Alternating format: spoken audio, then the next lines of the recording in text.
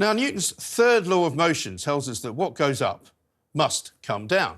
Well, the government clearly failed its physics because last year they granted asylum to more people than ever before, a record-breaking 62,336. And that's despite them getting nearly a fifth fewer asylum applications than the year before, still at a whopping 67,337. By New Year's Day, more than 111,000 individuals were receiving asylum support in the UK. That's enough people to fill Lincoln. And housing them in migrant hotels now costs a staggering £5.4 billion just last year. An enormous burden for the taxpayer, working out at an average of an incredible 15 million quid every single day. Our asylum system is clearly rotten. Bit like this apple. Excuse me, sorry, just going to spit that out. Now, I'm joined by the new Culture Forum's Amy Gallagher, immigration lawyer Harjap Singh Bhangal, and former UKIP leader Henry Bolton.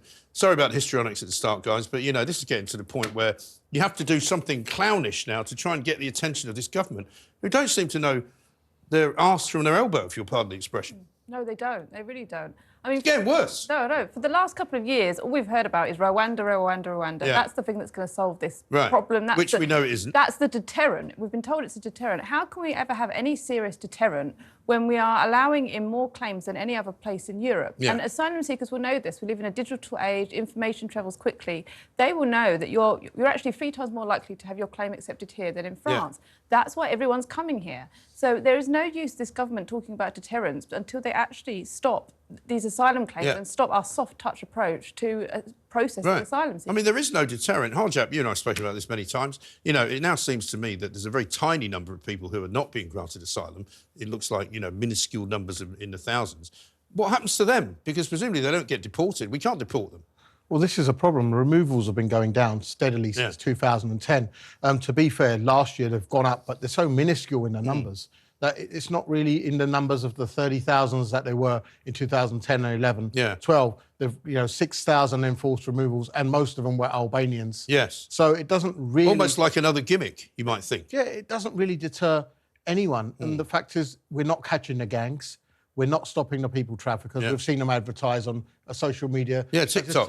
Yeah, you can pick them up on radars. Yeah. And the routes are the same, from the French coast to the Kent coast. Yeah. For the past 20 years. Yeah, it's not like secret where they're coming from. Yeah, everyone seems to know, and until we don't have any processing centre. Italy have been very smart recently. They've opened a processing centre in Albania. Yeah. So the nearest country to them. Yeah. Whereas our one is going to be thousands of miles away in Rwanda, to which we haven't sent a single person. In fact, last year we granted asylum to 21 Rwandan people. Yeah. So how on one side we're saying it's safe, and then we're saying, no, but 21 people can't be sent back because it's not safe. Right. So it's a total shambles. It really is. And this government really hasn't got a grip or a clue, despite what it said, and they're good at massaging the figures. It's incredible. And also, Henry, what kind of business do you go from 7 million a day to house people in hotels to 15 million? Nobody saw that one coming. I mean, that's maybe the most surprising figure of all. You say nobody saw that coming, but I think some of us did. The reality is that the pressure last year was building on Europe's southern borders, coming across the Mediterranean. Italy had twice the number of people coming across into Italy than it had the previous year. So we were inevitable, that has historically always had a sort of 12 months thereabouts, 9 to 12 months lag. We were inevitably going to see that in the North French coast and coming across the Channel. So the increase in cost, the increase in everything was inevitably going to go up. And £5.4 billion. Yeah. I mean, I think the aircraft carriers that we got, the Queen Elizabeth aircraft carrier, was 4.3. Right. These are horrendously huge numbers we're talking about, as you said at the beginning of the programme. There is no deterrent, as you rightly said, but the government is focused on providing a deterrent to the people who want to come here. That's part of the story. They need to be deterring the people smugglers, and that means going after them. It means hunting them down ruthlessly. I've dealt with these people, albeit some years ago, in the southern Balkans, and they are, Rishi Sunak, I think it was Rishi Sunak or James Cleverly, said just a couple of days ago that these people are numb to the deaths and the misery they're causing. That's nothing new. They've been numb to this they're criminal human traffickers. They don't care. Right. They care about one thing, and that's the money they make from this, exploiting the immigrants and so on, and actually marketing that movement. So the only way to deter them is to go after them, as we did until 2006 when Tony Blair pulled the funding on. Yeah, but of course it's not just the illegal migrants we're talking about here, because these figures, Amy, cover a great deal of the legal immigration facts as well. And even though Rishi Sunak has now decided to outlaw dependents coming into the country with other people on worker visas, 279,000 or so came in last year alone. That's a lot of people. Yeah. And these are all members of a family of someone who's been given a work visa. I mean, I just don't understand why that happens. Does that happen anywhere else? No, not that I know. I mean, it's too little too late that Rishi's now introducing some minor policy changes with regards to immigration. We know that it's over 750,000 people coming in last year. It was only in 2019, it was 250. Yeah, it's going it's actually 1.2 million, isn't it? Well, That's overall, the gross figure yeah. is, yeah. I mean, this is extraordinary. This is at a time when we've got a cost of living crisis, we've got a housing crisis. More and more young people can't get housing, people can't get GP appointments, nurses are striking, doctors are striking, everyone seems to be striking. Yeah.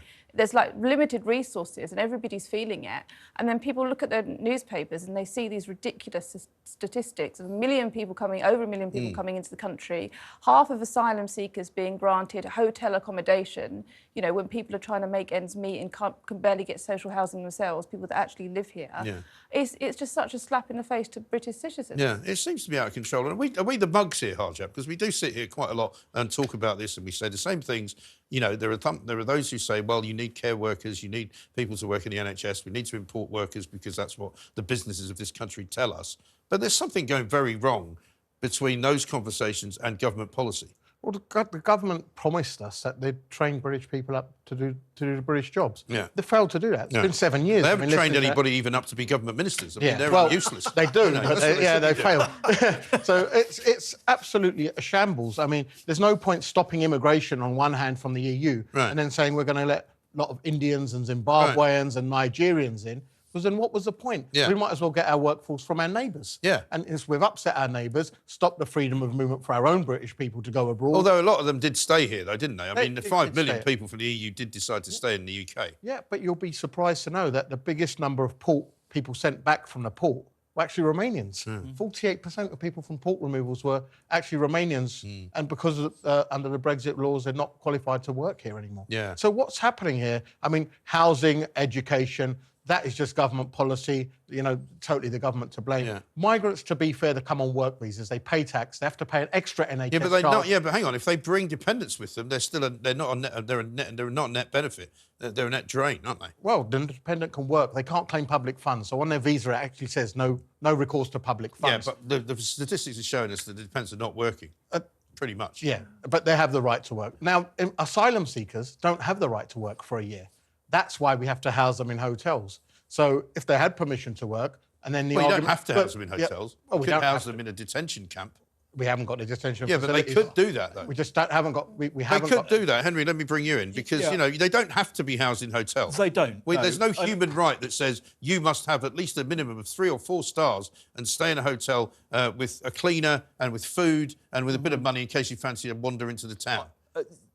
All the way through this, from the beginning, from the moment a migrant makes the decision to move here, the whole process of that movement until they get here, what happens to them when they get here, all of that and how we manage that is a matter of decision for the British government. And what we're seeing here is not a series of accidents.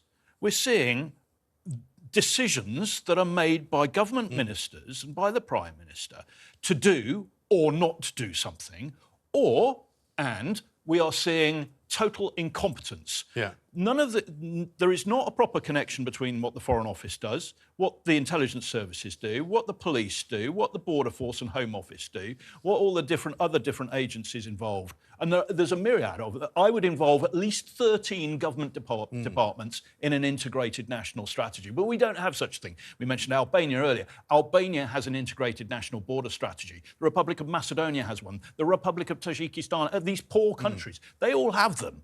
And it has boosted the efficiency of their borders 10, 20, 30-fold.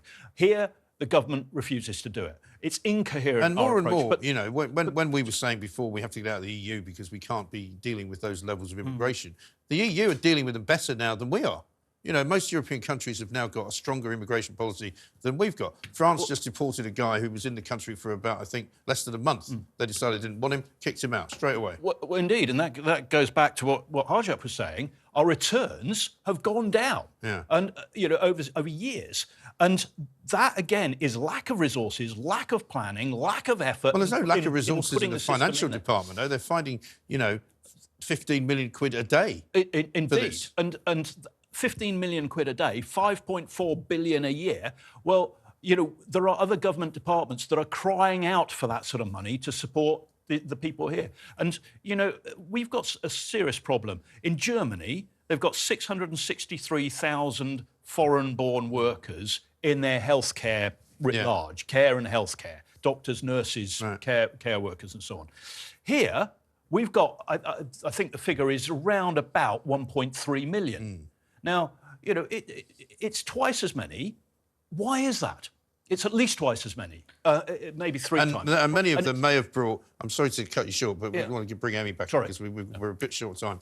You know, many of those people would have brought a dependent with them, and maybe two or maybe three. Yeah, exactly. So it's a lot more than we'd expect. We actually don't know how many, because a lot of these people go underground. We're not tracking them. I don't think we have a clue. No, we don't have a clue. And with the asylum seeker process here, it's very, very soft in that really there's a lot of pressure on the Home Office and the Civil Service to push people through to accept their claim. It's a lot harder to reject someone than it is to accept someone. And obviously they don't want a backlog of asylum claims. So, you know, we've seen in the recent case of Abdul Azidi, the Clapham acid attacker, that all he needed to do was say that he was a Christian, and his asylum seeker claim was accepted, even though he'd committed sexual assault. He'd been to prison for a crime, and he was still accepted. So really, you know, the message has been given. You can pretty much do anything, and you will be able to stay here. Oh, that's the trouble, Harjap, isn't it? Finally, come to you, because once you set foot on you know, boots on the ground, as it were, on the beach at Dover, you're in, and you're not going anywhere. The fact is that, once again, removals. So 50,000 people coming in is not a problem if you're sending 60,000 back. The problem comes when 50,000 come in and you're only sending 6,000 back or 3,000 back. Now, that slope has been like that. And only recently, coincidentally before an election year where this government sees it's going to get battered, that they've decided, oh, do you know what? We might start sending a few people back. I don't think you've got a hope in hell of that. I don't think there's this strategy is going to work. It's too little, too late. And they're not putting the resources into it. And it should have been managed a lot better. And this doesn't matter whoever the Home Secretary is. Can you not set up a law firm that specifically deals with deporting people?